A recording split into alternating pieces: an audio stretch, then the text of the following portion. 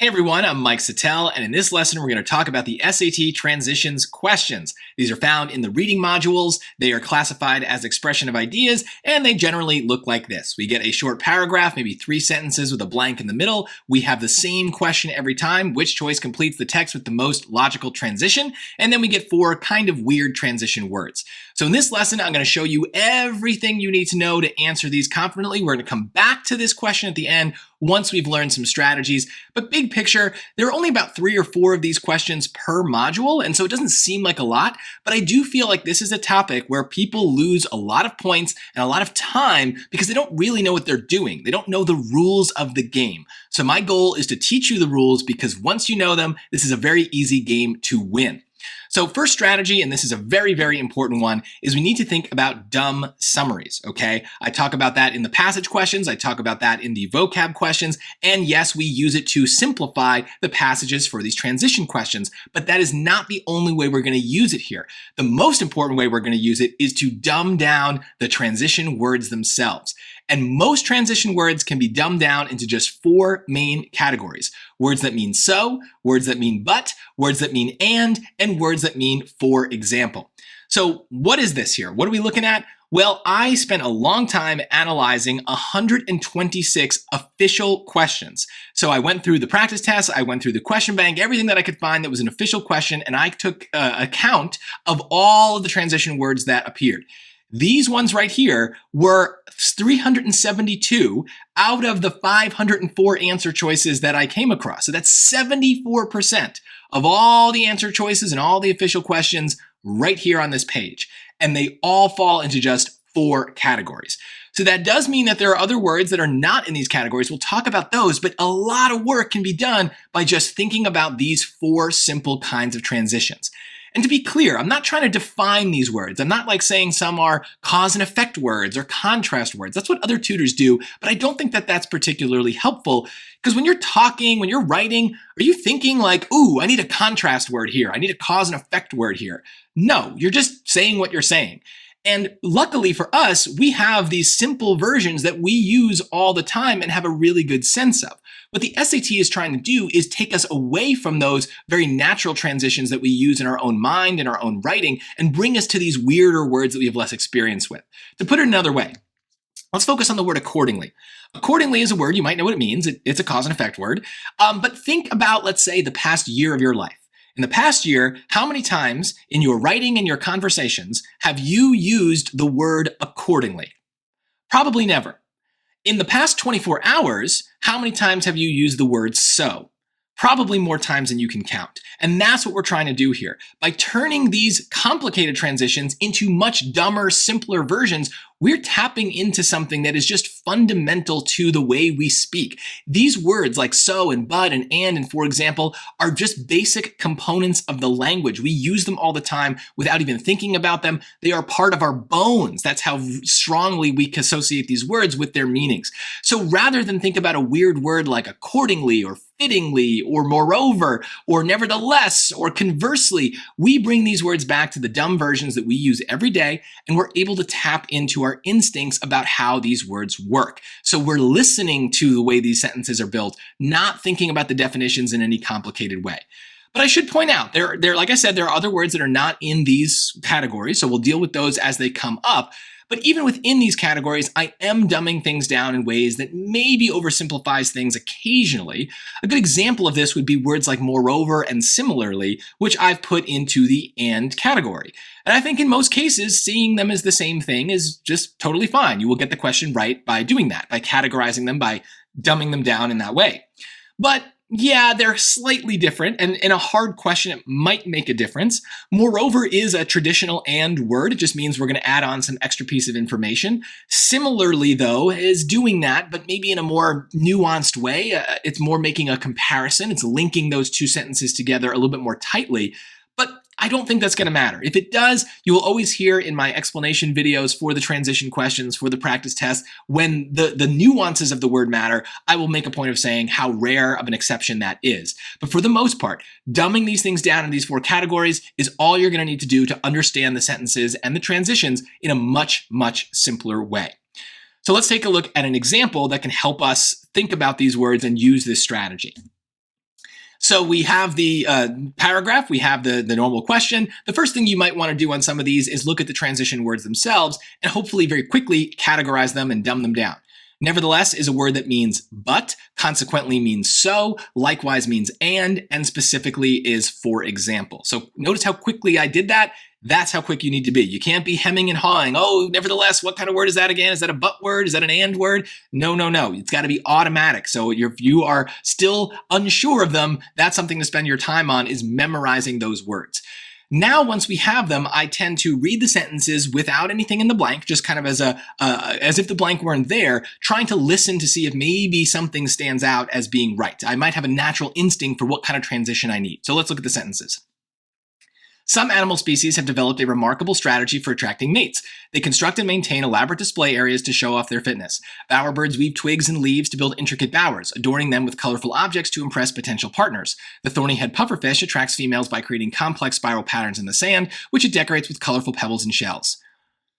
Yeah, I don't have a strong feeling here. It just seems like a bunch of facts about animals. Okay, I'm good with that. So now what I'll do is I'll take the words from the choices and I will put them into the sentence, and I will see how it sounds. But I'm not going to throw in nevertheless. Again, I don't have a good instinct for a word like nevertheless. I have a good instinct for a word like but. So let's see if but sounds good or bad or maybe something in between. Bowerbirds weave twigs and leaves to build intricate bowers, adorning them with colorful objects to impress potential partners, but the thorny-head pufferfish attracts females by creating complex spiral patterns in the sand, which it decorates with colorful pebbles and shells. Okay, I don't have a strong feeling here. Like maybe we're trying to show that the bird and the fish are different, but they also maybe are doing the same thing. Honestly, I would just be like, I didn't have a strong feeling. Let's put it aside. Let's deal with some other choices first and see what happens. So let's just go to B. Bowerbirds weave twigs and leaves to build intricate bowers, so the thorny-head pufferfish attracts females by creating complex spiral patterns in the sand. I can just hear that this is wrong, right? It doesn't, first of all, this doesn't make any sense, but like if I tried to explain it, it makes it sound like the fish is copying the bird. Like the fish is doing its thing because it's like, oh, hey, bird, nice job building that bower. I'm going to do that too. Like, no, these are separate animals. They are not related to each other. So this is the benefit of dumbing these things down. I might not hear that as well if I were thinking of the word consequently, because then as I'm reading those sentences, I'm thinking about two things. What do the sentences mean? And what does the word mean? By turning consequently into so, I only have to think about the sentences, and I can usually hear whether so makes any sense in there because I have such a strong instinct for it. Let's try C. Bowerbirds weave twigs and leaves to build intricate bowers, and the thorny-head pufferfish attracts females by creating complex spiral patterns in the sand. Again, I don't have a strong feeling here. This could be right, but also I'm coming up against a strategy that's important to know. The and strategy.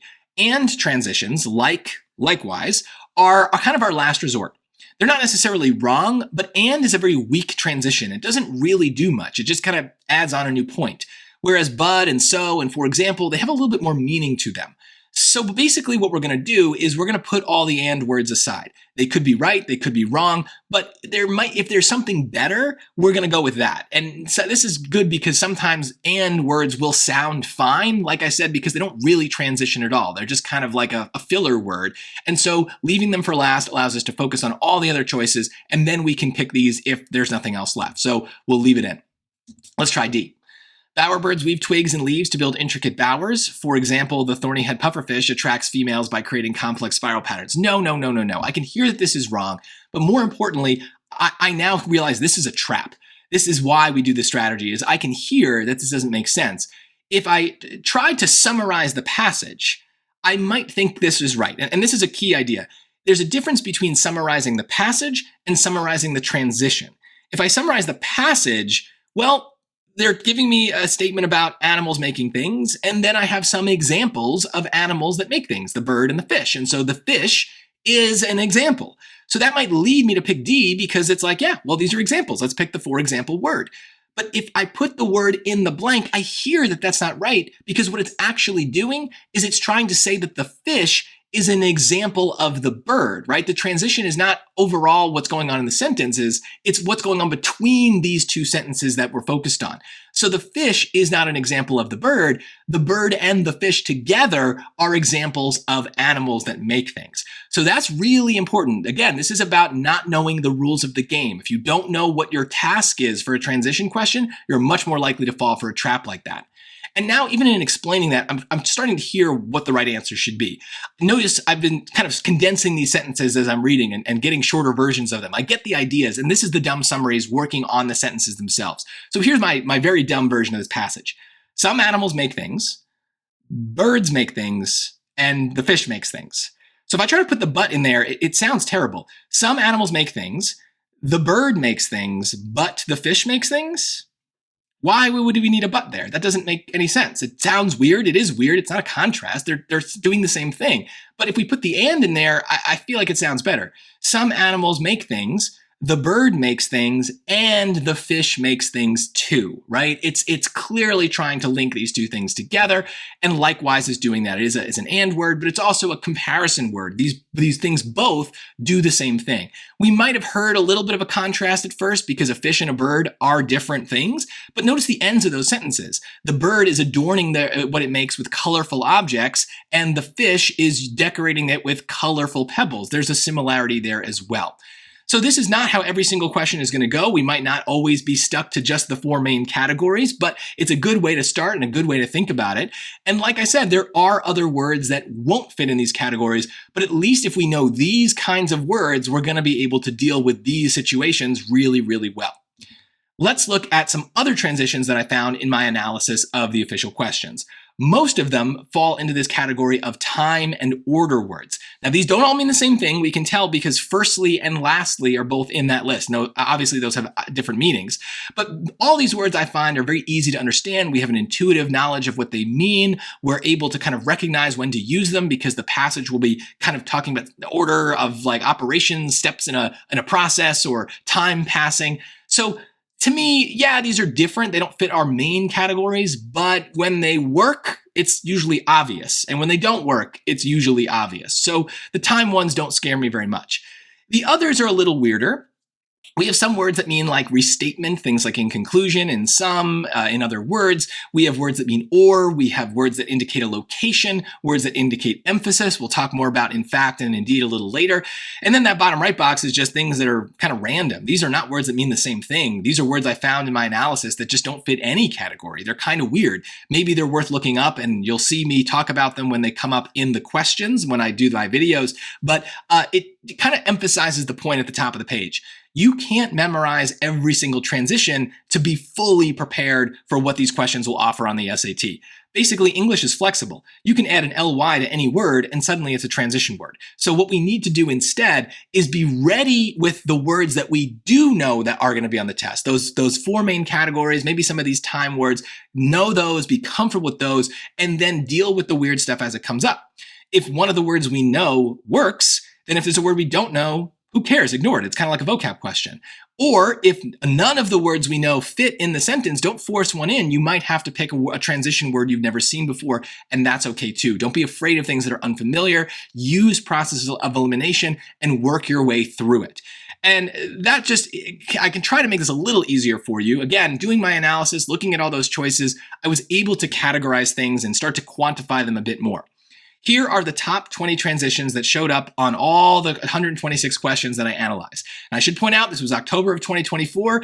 This is going to change as we get new practice tests. And of course, I will never see the real questions that are on the real SAT. So I don't know if maybe these numbers aren't quite right for the actual overview of the test. But I think it's a really good starting point. And you'll notice that most of the words in the top 20 fall into the four main categories. Words that mean so, but, and for example. We have some weirder ones in the bottom there, in other words, next, and in fact, that just are kind of in different categories. But for the most part, we are sticking to these dumb summary categories. To kind of quantify things a bit more for you, the number one word we saw was for example, and that showed up in 28% of the questions that I analyzed. That's pretty high. The number 20 words, in fact, only showed up in 7%. That's still pretty high. That's about 1 in every 14 questions, and that's basically once every other SAT you're going to see in fact in the answer choices. And as a whole, these 20 words were 65% of the answer choices on all the questions that I analyzed. Almost 2/3 of the choices were just these 20. So if you've got to memorize something, it's these 20. You want to be able to quickly categorize them and put them in those groups so that you can work with them in a much dumber, simpler way. Now, I tried to analyze maybe are certain words more right than others, and there's some maybe conclusions to draw from this. Just to give you some examples here, if I look at some of the words in the but category, the word however was correct 9 out of the 30 times it showed up.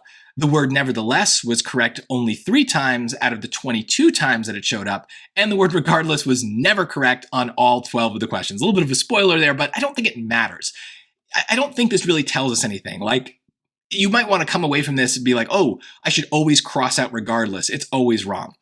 I just think it's luck of the draw. It's a but word. It's a very dismissive but word, but I don't know. It could be right in a case where we need that word. It's just that however is maybe a simpler but word. It's one that shows up on the easier questions where maybe a contrast is obvious. So, it might be right, but even 9 out of 30 times is not particularly high.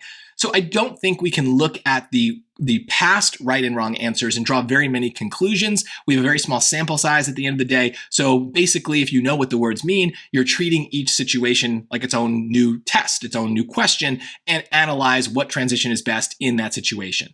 There is one exception to that, though. Let's talk about in other words, because that is an important one. That did show up 26 times. That's the 4th most common phrase for these transition questions. That's a lot. And it was only right 2 times. And I think there's a reason for that. It's a bit of a trap phrase.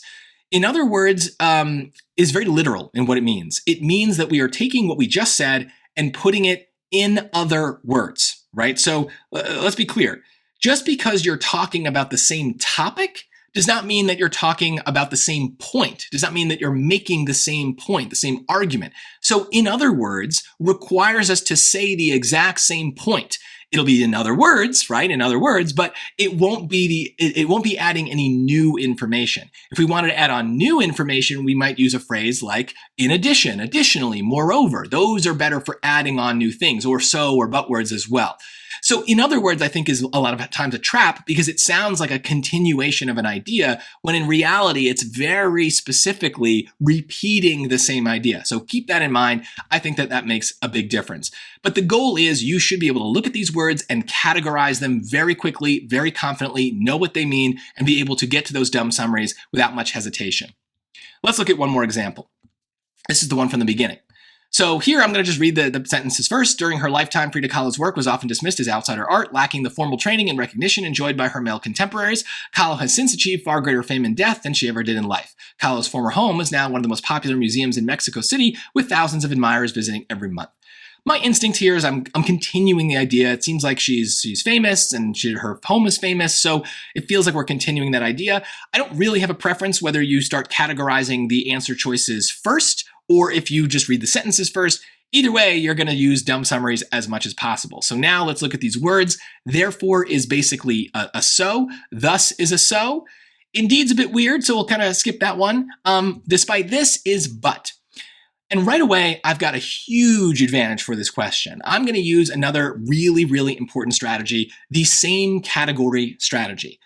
Basically, transitions that are in the same main category, so and, but, so, and for example, if we have multiple answer choices from that category, they are both likely going to be wrong. It is very unlikely for one to be right and the other wrong. Now, it could happen. I said this before when I talked about words like moreover and similarly. It could be that the slight differences between those words make the difference on a very hard question. But it is very, very, very rare. This strategy is much more reliable. So in this case, I would very confidently cross out therefore and thus because they're from the same category. They both mean so. Not only that, but there is no difference between those words. Look them up in the dictionary if you don't believe me. There is no difference between them. We would never be able to tell them apart.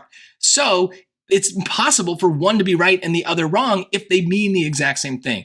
And now I've doubled my odds of getting this question right.